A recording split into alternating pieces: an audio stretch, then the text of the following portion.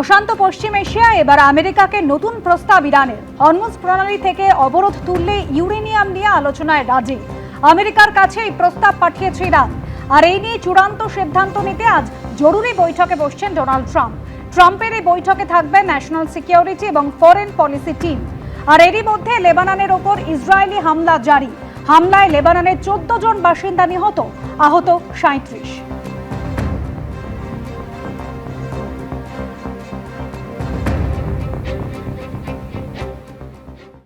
যারা জনতার মন পড়তে পারেনি তারা বেশি ভোটদানের খবরে হয়রান হয়ে গেছে। দ্বিতীয় দফার ভোট প্রচারে রাজ্যে এসে তৃণমূলকে এভাবেই নিশানা করলেন প্রধানমন্ত্রী। অন্যদিকে তেহট্টে সভা থেকে অমিত শাহ দাবি করছেন প্রথম দফাতেই 110টি আসনে বিজেপি জিতছে।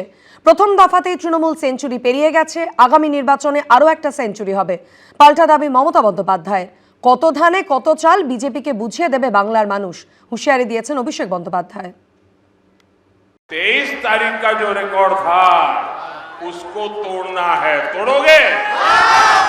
100% मतदान कराओगे?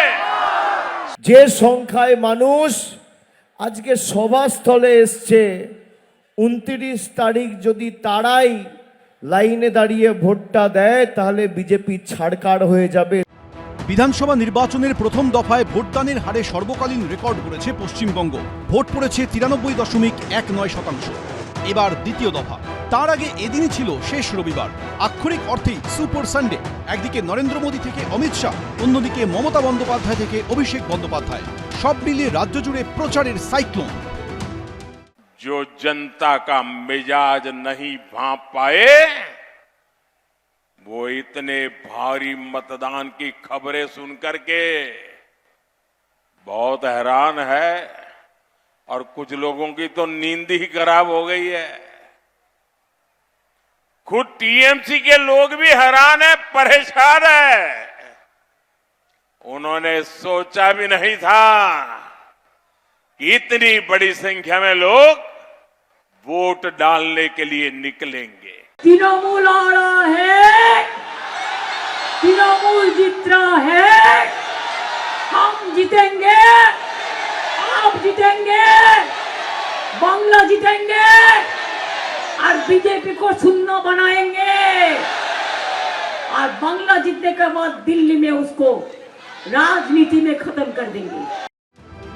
এদিন নদিয়ার তেহট্ট ও রানাঘাটে সভা করেন কেন্দ্রীয় স্বরাষ্ট্রমন্ত্রী। তাঁর দাবি প্রথম দফাতেই 110টি আসনে বিজেপি জিতছে। पहले चरण में बंगाल के मतदाताओं ने दीदी का सुपड़ा साफ कर दिया। पहले चरण में 150 में से 110 सीटें भारतीय जनता पार्टी जीत रही है, जीत रही है। बाकी का काम दूसरे चरण की जनता ने पूरा करना है। जो पहले दफा इलेक्शन हुआ हम सेंचुरी पार कर दिया और आने वाला चुनाव में भी हम और एक सेंचुरी पार करेंगे। এদিন ফের একবার তৃণমূলের আমলে মহা জঙ্গলরাজের অভিযোগ তোলেন প্রধানমন্ত্রী। नेताजी सुभाष चंद्र बोस ने कहा था, तुम मुझे खून दो, मैं तुम्हें आजादी दूंगा। आप हमें आशीर्वाद दीजिए, अपना वोट दीजिए, हम आपको टीएमसी से आजादी दिलाएंगे। आजादी टीएमसी के महाजंगल राज से, आजादी टीएमसी के भय से, आजादी टीएमसी के भ्रष्टाचार से। এই নির্বাচন খালি তৃণমূলকে জেতানোর নির্বাচন নয়, এই ভোট প্রতিবাদের ভোট, প্রতিরোধের ভোট, প্রতিশোধের ভোট। কত ধানে কত চাল বাংলার মানুষ বুঝিয়ে দেবে। আমায় কিচ্ছু করতে হবে না। আমাদের ভদ্রতা, আমাদের সৌজন্যতা আমাদের দুর্বলতা নয়। এদিনও মোদির মুখে শোনা যায় সিন্ডিকেট নিয়ে আক্রমণ। 15 साल पहले टीएमसी मां माटी और मानुष की बातें करके सत्ता में आई थी, लेकिन अब इनके मुंह से मां, माटी और मानुष ये शब्द तक नहीं निकलते। टीएमसी की निर्ममता ने मां को रुला दिया, माटी को सिंडिकेट और घुसपैठियों के हवाले कर दिया और बंगाल के मानुष को पलायन के लिए मजबूर कर दिया। মা মাটি মানুষ তৃণমূলের এটা একটা অভিমুখ, অগ্রাধিকার, এবং মা মাটি মানুষ বাংলায় ঠিকঠাক আছেন বলেই তাদের আশীর্বাদে শুভেচ্ছায় তৃণমূল কংগ্রেস মমতা বন্দ্যোপাধ্যায় বারবার, এবার চতুর্থবার আবার সরকার গড়বেন। সারা ভারতবর্ষের মায়েরা কাঁদছেন এবং সারা ভারতবর্ষের মানুষ তারা চরম আর্থিক চাপ এবং বিপন্নতা রয়েছেন। প্রথম দফায় ভোট শেষ, বাকি দ্বিতীয় দফা। ফল প্রকাশ আগামী 4 মে। সেদিনই স্পষ্ট হয়ে যাবে বাংলার মসনদে বসছে কোন দল। প্রদ্যোৎ সরকার, সোমনাথ মিত্র, রানা দাস, এবিপি আনন্দ। বালিগঞ্জের কংগ্রেস প্রার্থী প্রয়াত কংগ্রেস নেতা সোমেন মিত্রর ছেলে রোহন মিত্র প্রথমবার বিধানসভা নির্বাচনে লড়াই করছেন। প্রচণ্ড গরমে দিনভর প্রচারের মাঝে সুস্থ থাকতে হালকা নিরামিষ খাবারের উপরেই ভরসা রাখছেন রোহন। এবারই প্রথম সংসদীয় রাজনীতিতে প্রতিদ্বন্দ্বিতা। এই প্রথম বিধানসভা নির্বাচনের লড়াইয়ে রোহন মিত্র। বাবা সোমেন মিত্র 1972 থেকে 2006 সাল পর্যন্ত 7 বার বিধায়ক হয়েছেন। মা শিখা মিত্র একসময় বিধায়ক ছিলেন, কিন্তু এখন তিনি রাজনীতি থেকে অনেক দূরে। এবার বিধানসভার মহারণে রোহন মিত্র।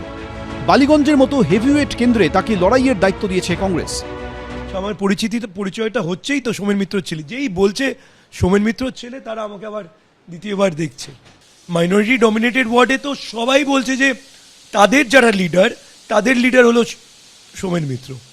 এর থেকে আর কি আর অনুভূতি আমার পাবো বলো, যে আমি ব্লেসড যে ওনার নামটা আমার সঙ্গে যুক্ত। চড়া গরম উপেক্ষা করেই প্রচারে খামতি রাখতে চাইছেন না রোহন মিত্র। সকালে শুধু টোস্ট খেয়ে বেরিয়ে পড়ছেন। প্রচণ্ড গরমে দিনভর প্রচারের মাঝে দুপুরে রোহন খান ভাত, ডাল, আলু ভাজা, চাটনি আর দই। একটু ডাল, একটু আলু ভাজা, তোমার একটু চাটনি, পাঁপড়, আর একটু পারলে মিষ্টি দই, এই চলছে। মানে এটাই এখন রোজকারের রুটিন হয়ে গেছে। একটু খিচুড়ি মাঝে মাঝে, যদি এখানে বাড়িতে না আসি, যদি অফিস থেকে করি, তখন অফিসের পাশে একটা খিচুড়ি দোকান আছে, ও একটু মানে পাতলা খিচুড়ি আর একটু আলু চোখার মতো বানায়, ওটাতেই দুপুরবেলাটা তো এটাই হয়। রাতে একেবারেই হালকা খাবার খান বালিগঞ্জের কংগ্রেস প্রার্থী। রুটি সবজি দিয়েই রাতের খাওয়া সারেন তিনি। পুষ্টিবিদরা বলছেন কার্বোহাইড্রেট সমৃদ্ধ ভাত সহজে হজম হয়, শরীরে দ্রুত শক্তি যোগায়। সবজির তরকারি ভিটামিন ও খনিজ সমৃদ্ধ, যা রোগ প্রতিরোধ ক্ষমতা বাড়ায়। ডালে থাকা উদ্ভিজ্জ প্রোটিন শরীরের শক্তি বৃদ্ধি করে। দইয়ে থাকা ল্যাকটিক অ্যাসিড হজম শক্তি উন্নত করে। এবার বালিগঞ্জে কংগ্রেস প্রার্থী রোহন মিত্রর লড়াই তৃণমূলের শোভনদীপ চট্টোপাধ্যায়, বিজেপির শতরূপা এবং সিপিএমের আফরিন বেগমের সঙ্গে। 29 এপ্রিল দ্বিতীয় দফায় ভোট রয়েছে বালিগঞ্জে। উজ্জ্বল মুখোপাধ্যায়, এবিপি আনন্দ, কলকাতা। এবিপি আনন্দ, এগিয়ে থাকে, এগিয়ে রাখে।